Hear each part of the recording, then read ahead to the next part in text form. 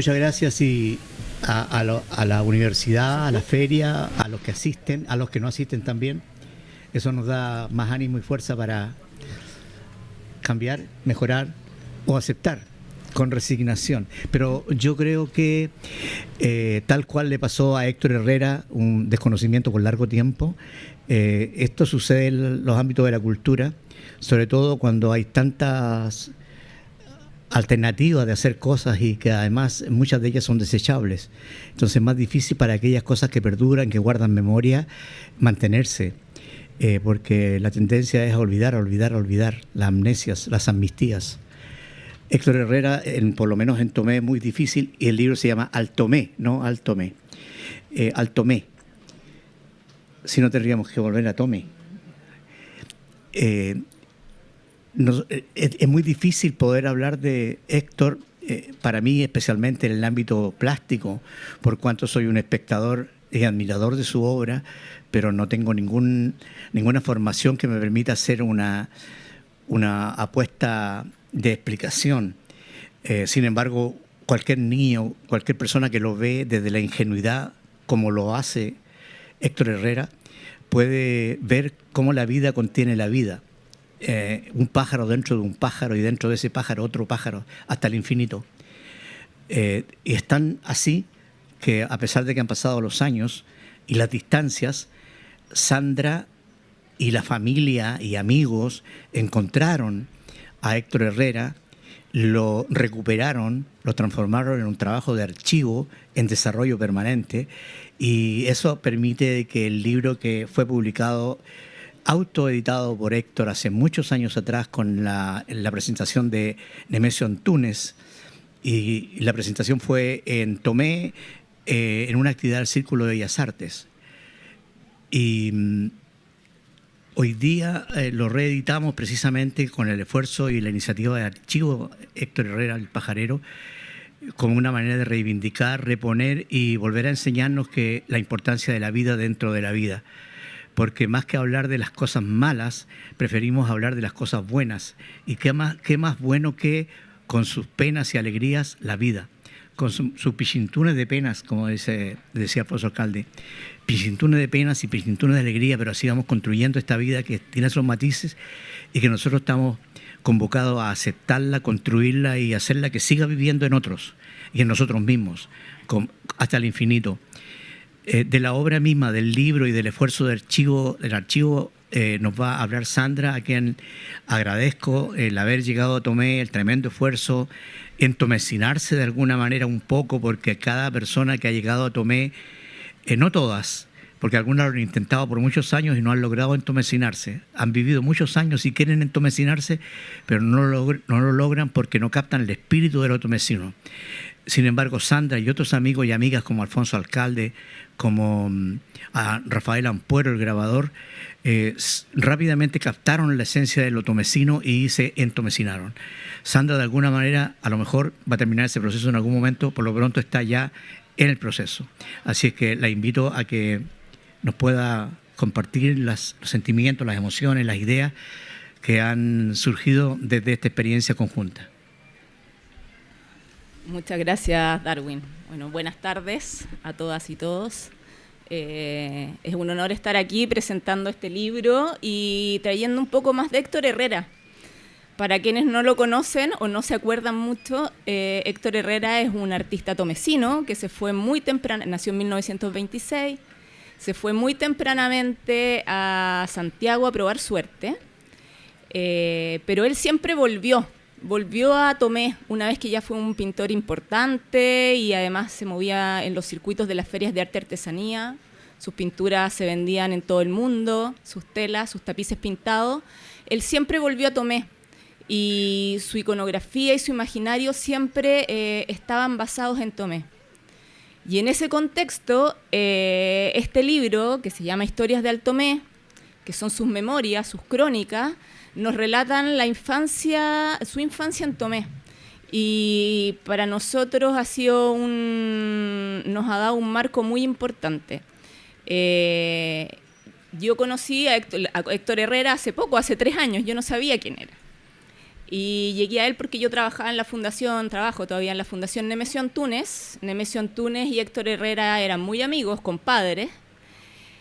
Y empezamos a hacer un trabajo de rescate patrimonial de varios artistas muy reconocidos, y ahí apareció el nombre Héctor Herrera y me pareció muy curioso que yo no lo hubiese escuchado antes. Y poco a poco me fue involucrando con la familia y descubriendo a este artista, y en verdad me cautivó. Ha sido algo que me ha remecido en lo personal, no solo en lo profesional, y comenzamos un trabajo junto a la familia, porque el taller que él donde trabajó, él vivía en la comuna de Lo Prado, en Las Rejas, tenía su taller en su casa. El taller había permanecido cerrado por 25 años, pero estaba intacto. Entonces era un lugar muy especial y que nos podía hablar mucho de Héctor Herrera y de su carrera. Héctor Herrera sufrió un accidente cerebrovascular que alrededor del 1993, y lo mantuvo de alguna manera fuera de los circuitos artísticos, y estimamos que probablemente fue por eso que se perdió el contacto entre el autor y su obra, porque su obra todavía es muy reconocida y existe en muchas casas, pero no estaba asociada a la biografía del artista. Entonces, al cerrar la casa y recopilar toda la documentación que había dejado Herrera en su casa, eso nos permitió volver a reconstruir su biografía y entender también su trayectoria artística. Y a partir de ahí es donde hemos estado trabajando. Creamos el archivo Héctor Herrera, llevamos ya 3 años en estas investigaciones. Recién hace un par de meses logramos publicar la página web hectorherrera.cl, que resume un poco de lo que hemos ido encontrando. Y bueno, volviendo al libro, dentro de este espectro de documentos con los que nos encontramos, estaba el único libro que él publicó y que autoeditó, que es Historias de Altomé, y que nos relata esta infancia en Tomé. Y tiene hay varias cosas que de alguna manera resaltan y llaman la atención. Por un lado, el carácter patrimonial y histórico de esta publicación, porque nos contextualiza a Herrera y a su entorno, y además nos cuenta una gran cantidad de desde anécdotas, hechos históricos. Es un muy buen cronista, nos relata con lujo de detalles un paisaje que probablemente hoy ya no existe. Entonces en realidad nos ha ayudado a situar a Héctor Herrera y también a conocer esta otra faceta de escritor, porque si bien él se fue muy joven de Tomé, también se fue sin terminar su escolaridad. Por lo tanto, llama mucho la atención un libro que esté tan profundamente y con este nivel de profundidad en alguien que fue autodidacta y que ni siquiera terminó su escolaridad.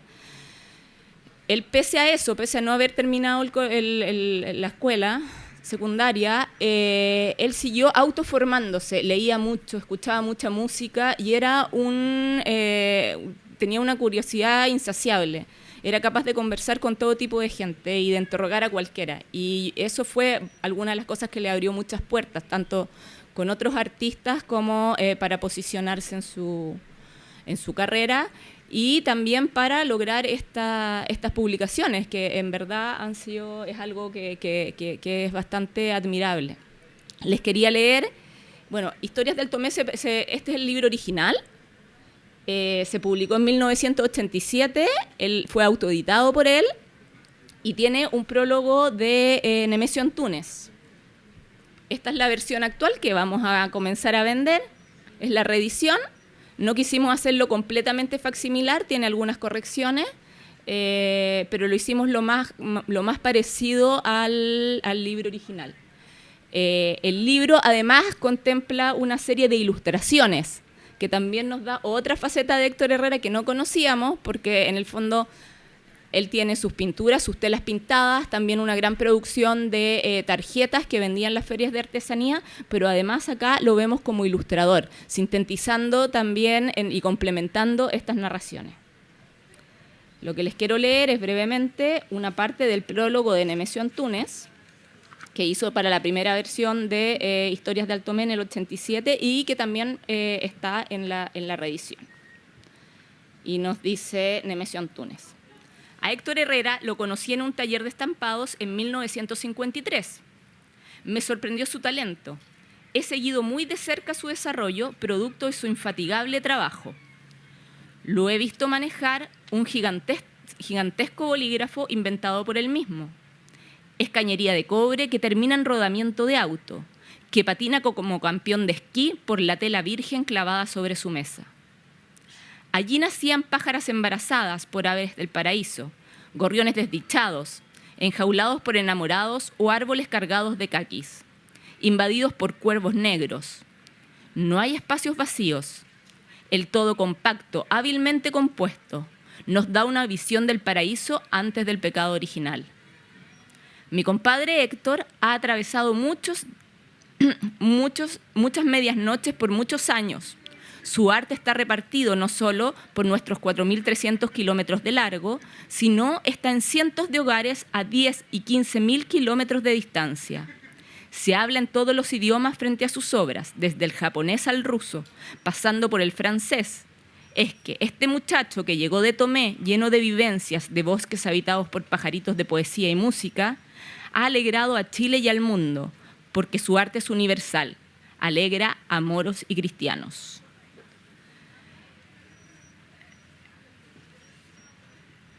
Bueno,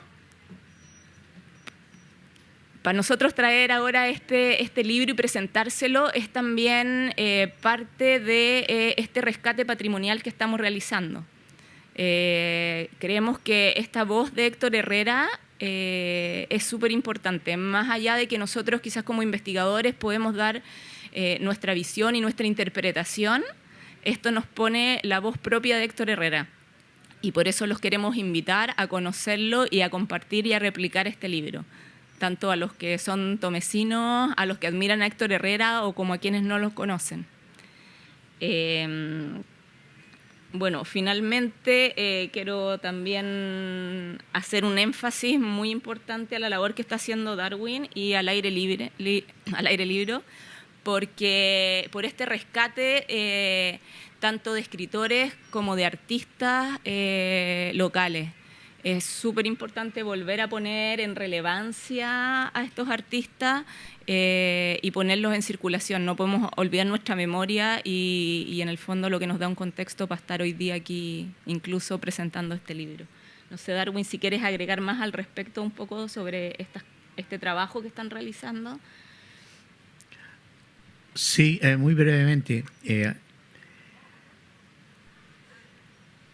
En el tema de la editorial, de la editorialidad, yo me encontraba con un grupo de amigos que tenían muchas dificultades para publicar los libros porque son caros, y exigía la tecnología de la época, hace 15 años atrás, el offset, que requiere tirajes altos para ser posiblemente editados.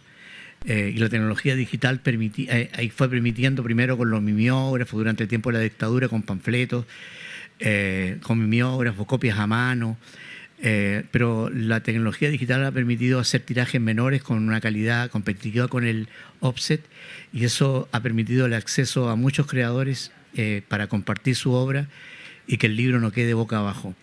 Ese es el intento que hacemos desde Tomé. Y queremos seguir haciéndolo, sin más limitación que el empeño que le pongamos entre todos, porque no somos un grupo separado de editores y escritores y creadores, sino un solo equipo, lector, creador, editor, los disidentes, los amigos, los que no son amigos, todo nos nutre para construir un discurso unitario en que abarquemos principalmente no solo el encuentro de libros. No somos muy favorables a las ferias del libro, porque son un espacio de venta de libros y los escritores son vendedores de libros. Nosotros somos más interesados y defendemos el encuentro de escritores, que como consecuencia a su lado tengan algún mesoncito donde vendan los libros, y esa es la feria. Pero lo que importa, así como en la feria de artesanos, de campesinos, es la gente que trabaja la tierra y que permite el cultivo. Así es que eso somos, Editorial al Aire Libre, como una tierra para cultivar entre todos. Finalmente, lo último que quería contarles es que este libro, y por lo mismo un poco lo que está hablando Darwin, la idea es ponerlo en circulación y no salir exclusivamente en el fondo de la venta o de los circuitos tradicionales. Y el archivo Héctor Herrera, en conjunto con Arteria, que es una productora, vamos a estar desarrollando actividades de mediación en los liceos y las escuelas de Tomé. Y se están realizando unas cápsulas audiovisuales en relación a este mismo libro, y para que en el fondo se trabaje con los profesores y con los alumnos de los distintos liceos y colegios. Y queremos que a través de estas instancias y todas las ideas que puedan surgir para seguir replicando esto y dándolo a conocer, son bienvenidas. Estamos muy abiertos también a la creación, ya que esto no quede solamente como un rescate patrimonial en el escritorio, sino que nos ayude a circular y a crear y a seguir haciendo estos esfuerzos por la cultura y eso, compartiendo lo que sabemos hacer. Bien. Bueno, agradecer solamente la presencia de ustedes, y no solamente la de hoy, sino que la que sigamos teniendo en el futuro y la que hemos tenido en el pasado, en un solo momento, en un solo tiempo cuántico. Y muchas gracias a los organizadores de la feria por darnos este espacio también.